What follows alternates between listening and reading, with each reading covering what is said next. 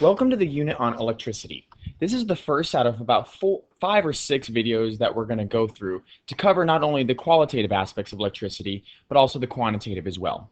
In this first video, we're going to cover just the basic idea or mindset behind electricity, and then that's going to lead us into some of the math components. So before we begin electricity, let's go ahead and cover some terms that we'll need to know before we get into the math part. First of all, what actually is electricity? Electricity is defined as the flow of electrical charges. This is also known as electrical current. If you remember from the last unit that we went through, we studied electrical charges, but we studied them in a stationary way. That was called electrostatics, static being stationary and electro meaning electric. In this unit, we're going to be looking at electrical charges again, but instead we're going to be looking at charges that are flowing or moving. This is known as current electricity. Current electricity, in order to work, needs to have something called a circuit. And a circuit is defined as a closed loop or conducting pathway that allows charge to flow. If you look at the picture on the right, that is a schematic view of a simple circuit. On the left-hand side, you'll notice the symbol for a battery. We'll get into this later on when we talk about symbols. On the right, we have the symbol for a resistor, which we'll talk about what that is in a couple of videos from now as well. And then on the top and the bottom, you see that there are two switches. Now, when the switches are closed, you would say there is a closed loop, meaning there's no breaks in the loop, but it's all closed. And in such a case, you can see that the red charges are allowed to flow when the switches are closed. However, if one of the switches opens, that makes a break in the circuit. And when there's a break in a circuit, no electricity flows. All electrical charges stop where they are, and therefore nothing can be powered. Now, when we look at simple circuits, the most basic circuit that you could possibly have, there are 3 necessities that are required in order for current electricity to happen. First of all, you must have what's called a charge pump. Now, a charge pump can mean multiple things, but really there's 2 major things that can mean. The first thing that can mean is a charge pump is a battery. Another example of a charge pump is a generator. Okay, but what does a charge pump do? A charge pump's job is to pump charge throughout the circuit. It's what makes the circuit actually have the electrons to flow through and power things. The second thing we talked about in the previous slide, and that is you need a closed conducting pathway. If there are breaks in the pathway at all, the electricity will not flow and therefore nothing can be powered. Finally, you need a device in the circuit that is going to reduce the potential energy that's moving throughout the circuit. This device we give a general name called a load. A load can be anything that's using the energy that's going through a circuit. For example, it can be a light bulb, it can be a computer, it can be a blow dryer, it can be a television, anything that is using the energy that is going throughout the circuit. If this light bulb were not here and all you had was a battery connected to a wire and meeting on the other side, you would actually create what's called a short circuit. And a short circuit is not something that you want. In a short circuit, the current is moving so quickly that eventually the circuit itself starts to heat up. If you leave this for too long, this can start a fire, and that poses a threat, obviously, to your house and any other sort of building that uses electricity. That's why you have circuit breakers and fuses to make sure that if the wire gets too hot, they break open the circuit and therefore cause the current electricity to stop. So these are the 3 necessities that you must have in order for a current electricity to flow. Now, for the rest of this video, we're going to be talking about the brain framework for what makes current electricity happen. Now, if you remember, in this physics course, we have covered 2 field forces. And remember, a field force is a force, which is a push or a pull, that can happen without there being any contact. So the first field force that we discovered was gravitational. You don't have to actually be making contact with the Earth for you to feel its pull on you. The second field force we learned back in the last unit, and that was electrical force. And electrical force acts very similarly. Electrical force can have a push or a pull depending on the charges. Remember, like charges repel and opposite charges attract. What we have found as physicists is that even though these are 2 distinct field forces, there's actually a lot of similarities between the 2. And we're going to examine those right now. Let's revisit gravitational force. Let's take, for example, this ball that's sitting on the ground. If I were to ask you what is the potential energy of this ball, you would hopefully say the potential energy is 0. The reason why the potential energy is 0 is because if you remember from our energy unit, potential energy is mass times the gravitational acceleration times the height. If the height is 0 because it's on the ground, your potential energy is therefore 0.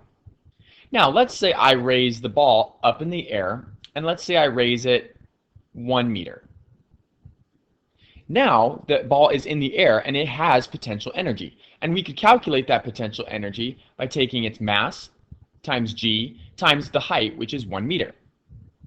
Now, what is the natural state of the ball? Does the ball want to be in the air, or does the ball want to be on the ground? Naturally, the ball wants to be on the ground. That's its natural state, and that's where it's lowest in energy. If I want the ball to be in the air, I have to put energy in order to make that happen. Now, let's go over here to the right and look at this equation and rewrite it to look like something else. If I were to look at mass times g, mass times the acceleration of gravity, which is 10, that's the same thing as force. Remember, force of gravity is calculated by taking mass times g. And then h is just another way of saying displacement in the vertical direction. So I can actually rewrite potential energy. Instead of writing mgh, I can rewrite it as force times x, which is displacement. And if you remember, this actually has a value in physics. Force times displacement is work. So potential energy is really just the same thing as work. And that makes sense. I had to put work into that ball in order to raise it to an unnatural position, which is in the air. Now, this ball doesn't want to stay in the air. It wants to move back to its natural position or lower energy, which is at the ground. And that is the basis behind electricity. Before we move on to the electric component, though, let's keep looking at this example a little bit further. Let's say I wanted to quantify this. Let's say we were looking at a rock. Okay, the rock on the left is 1 kilogram. Now, let's say the rock that's 1 kilogram is raised 1 meter above the ground. If I were to calculate the potential energy, I would get 10 joules. Let's say I raise it 1 more meter to where now it's 2 meters. If I were to calculate the potential energy there, it's 20 joules of energy. Okay, that makes sense. Let's go over to the rock on the right-hand side. The rock on the right-hand side is 2 kilograms. Now, when it's at 1 meter high, the same height it was over here, we see that the energy is 20 joules. And that's obvious because mass plays a part in potential energy. If I raise it up to 2 meters, we see that the potential energy is 40. So not only does height make a difference, but so does mass. And this is all review. We've known this before. But what we're now going to look at is we're going to look at a new definition that we've never seen before. In red, in the middle, is something called gravitational potential. Notice the units for gravitational potential. It's joules per kilogram. How are we getting those values? Well, it's simple. Let's take a look at this situation right here. If I were to take the potential energy of the rock at this location, which is 10 joules, and divide it by the mass, 1 kilogram, I would get 10. If I took the potential energy here, which is 20 joules, and divided by the mass, I would get 20. Joules per kilogram would be my units. Now let's do the same thing on the right-hand side. If I were to take the potential energy of this rock, which is 20 joules, divided by its mass, 2 kilograms, what do I get? 10 joules per kilogram, the same as the 1 kilogram rock. If I took the amount of energy here divided by the mass, I would end up getting 20 joules per kilogram, which is the same as the 1 kilogram rock. So even though the potential energies are different, the value of gravitational potential is the same no matter what the rock is. And that's very valuable. What the gravitational potential tells us is it tells us how much energy is there per kilogram of mass. So I could therefore use that to figure out what the potential energy would be for any object.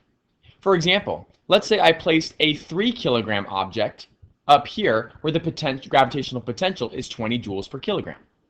What would be the potential energy of the rock at that location? Well, 20 times 3 would give me 60 joules of energy. And so we see gravitational potential is going to help us we're going to use it to determine the rate of potential energy at any given point per unit of mass. In other words, I could write gravitational potential as potential energy divided by m for mass. Okay, now let's start looking at electrical. Let's say I have this Van der Graaf generator right here. This Van der Graaf generator is set up in such a way where it's accumulating positive charges on the dome. That's what those little plus signs look like. Now, let's say off to the right, I have two charges. I have charge Q and I have charge 2Q, just to indicate that it's double the amount of charge than the 1Q. Now, let's say I wanted to move those charges closer to the Van der Graaf generator. So, to the left. Is that going to happen naturally, or is that going to take work? Hopefully you remember from the last unit that like charges repel each other. And so if the dome is positive and these charges are positive, we would expect these charges naturally to want to move to the right. However, if we had some means to be able to move them to the left and force them to the left, that would take work because it's going against nature. It's going against what it naturally wants to do. Therefore, we are putting energy into these charges by moving them to the right because they don't want to do that naturally. And think about it. That's the same is true in your own life.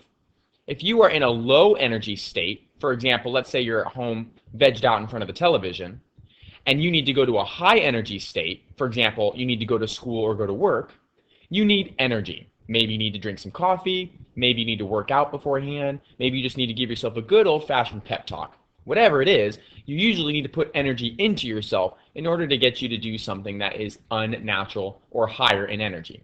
And the same is true for charges. Now, think about the comparisons between gravity and electrical. If I go back to the gravity example here, remember, it took energy to make the ball go up in the air. It naturally wants to go down, but I had to put energy in to make it go up. Therefore, putting energy in now gives it potential energy. In the same way, charges naturally want to move to the right in this example, but if they move to the left, that takes energy. Now for gravity, we quantified that with something called gravitational potential. In electricity, we're also going to do the same thing, but instead it's called electric potential. Now, let's say, for example, we put some numbers here, and let's say this single charge has 10 units of potential energy. And let's say this 2-unit or double charge has 20 units of potential energy. We can see the potential energies are different for each of them. However, if we calculate what the electric potential is per unit of charge, or in other words, potential energy per charge, we can see that it would actually be the same. 10 divided by 1 is 10. 20 divided by 2 is 10. So we can see that while their potential energies are different, their electric potential is the same. And electric potential in electricity is what we are concerned with. So we end up actually getting our first equation here. The change in potential energy from one location to another per unit of charge, we actually give a value. It's known as the electric potential difference.